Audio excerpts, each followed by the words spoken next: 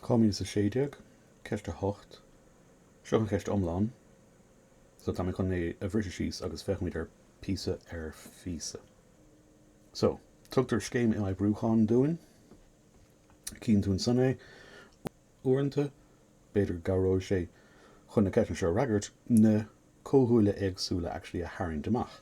So mar hampla, cíimiid port A, tosníonn sé le anonig A agus polymer B. So, chun é a oibriúach cad atá I gceist an, well, tá et éin a gcuin, agus táid ag imaibrú isce leis an etéin sin, cad a tharlaíonn nuair imaibrionn tú isce le etéin, oscailíonn an nasdúbalte, simíonn H ar ceann amháin na carbón agus OH ar an ceann eile.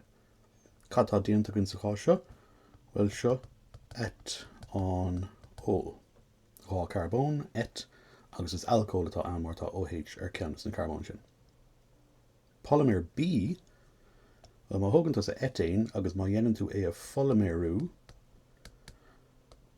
arís oscailíonn an nasdúbalte, ach an uair seo tá sé dír chun ceangailt lenne leis féin arís agus arís agus arís, sin an polymer, agus chun é anú, dearann tú poly, agus chuann tú an cóthúla bhí ann I lúbíní, so poly etéin sa chástra.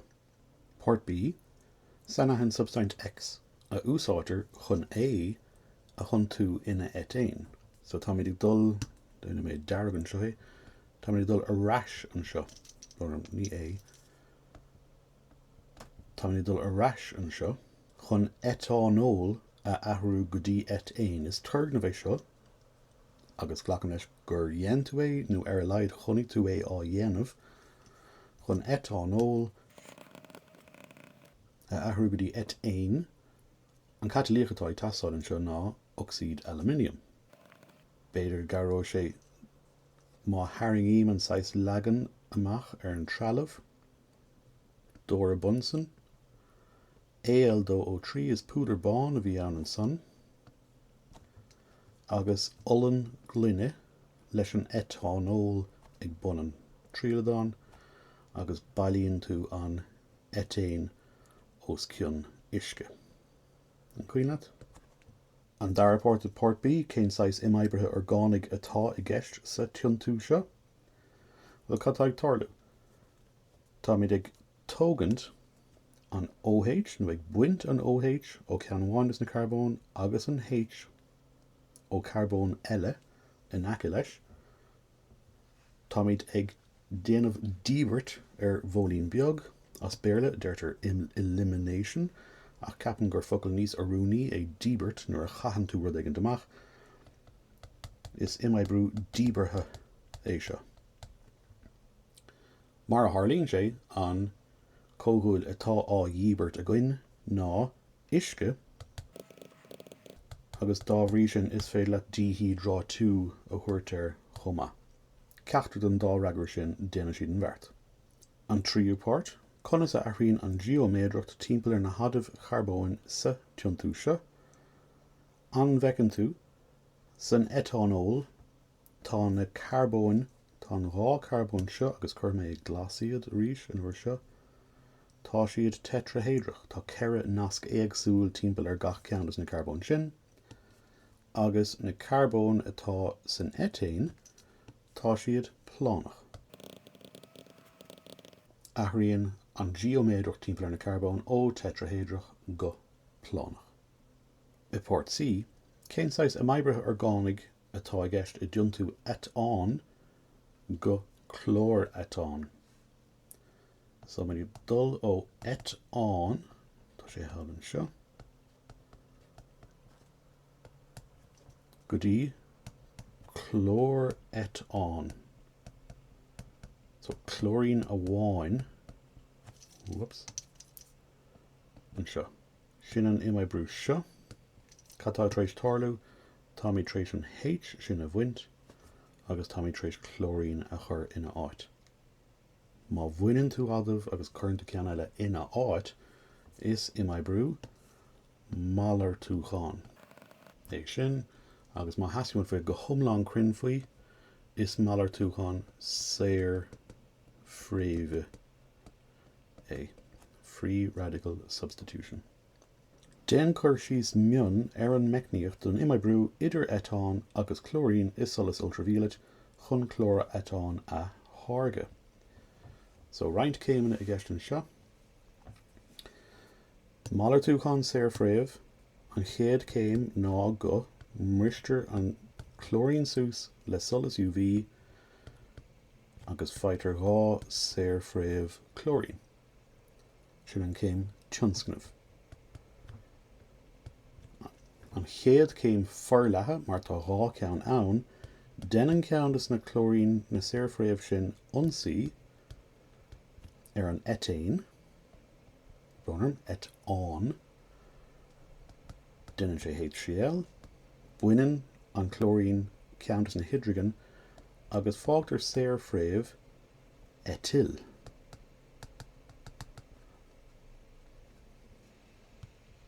Céim trí, an dara céim forleatha, denan an séir fréamh etil ionsaí bhólín chlórín rud a thugan an rud atá mhain, tasíonn mhain chlórín nua dhéanamh an etán. So feimid chlóra etán agus scuiltear le séir fréamh chlórín. Agus an rud a tuairt faoin aire an seo, agus an bhliain seo bhíort é rá ná déantar na céimena forleatha arís is arís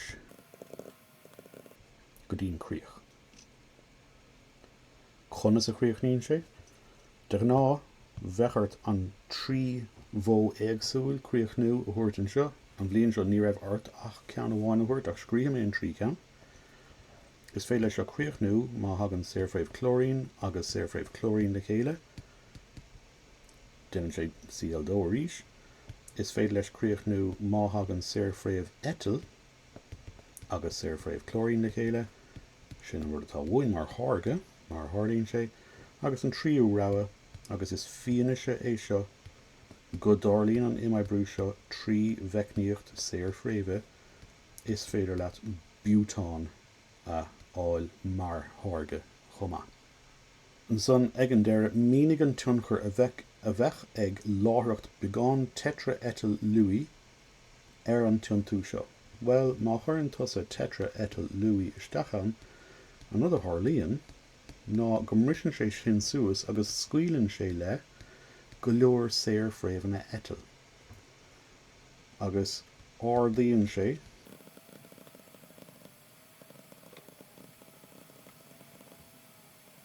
ardlaíonn sé ráta an imaibrithe mar inis tá breis séir fréamhacha san imaibrú. Túchán níos irde dábhrí sin tá ráta níos irde an imaibrú. Sin méid a bhí tastáil don bheicníocht a bháin is a séideag. Fecha méid ar Part D. Déantar Ester C nuair dhéantar A thaobh le hagéad metánóch agus cúpla brean de agéad sulfurach á húsáid mar chatalíoch. So tá méid tógant A agus más cuoin leat.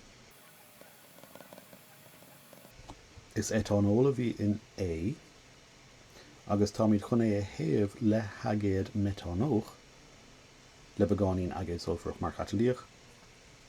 So tá méid chun é seo a atharaint leis an agéad metánóch just chun cabhrú lumsa é haolú. Sin an agéad metánóch agus seo an etánol agus mar chin tú cabhraíonn sé uaireanta é seo a atharaint just a siompathe. Cad a tharlaíonn chun ester dhéanamh, buintear an H ón agéad agus buintear an OH ón etánol. Tá méid ag buint isce sa cá seo agus ceangalíonn an dhá cóhúil ag an oxygen sin a bhí san agéad. Sin an ester a déantar, íirtar in é a tharraingt agus é a animnú. An páirt a tháinig ón agéad metánóch sin inis metán ó áit agus an páirt a tháinig ón etánol an bhecinn tú gur grúpa etil é sin. So má scríbann tusa metánóháit etil Chóirún an tiisiil gine de úsáid rilí na tanháit etile sin anim an Esther. Idir líníocht, so an léráid atá tarnta gon hanfin ceircail timpeall grúpa carbonyl an Esther, grúpa carbonyl sin an nasc dúbalta idir C agus O. Agus deire cén tanim a thugtar an Ceist oibrithe a hArdleibhéal idir hydroxide sodium agus C. Agus dír chun é sin a bhíú, an rud a hArdleibhéal ná tá tú ag dul ag déanamh a bhallart, dhéanamar Esther trí isce a bhaint agus cheangail an rá cóthú le chéile, má chuir an tusa hydroxide sodium arás a rís brisin an módín an seo, gramíonn an sodium an son, agus gramíonn an OH arás san áit ina raibh sé. Táimid chun an etanol á arás mar alcohol, sin an OH a gramú an son, agus gramíonn an Na san áit ina raibh an H san agéid metanóch. Cad a thugtar an Ceist seo oibre? Well, is hydrolú a thugtar ach tá mé ag buint úsáid as bun chun é dhéanamh, so hydrolú bunata. An áit eile a híonn tú an Ceist seo oibre ná nuair thugann tú Esther agus déanann tú galúnach as. Oibríonn tú an Esther le hydroxide sodium, an salan a bhainn tú, so seo salan, sin an galúnach. Tá bhrí sin is féidir leat galúnú rá chuma don oibre seo. Agus sin é, sin 2,600 ceist a 8.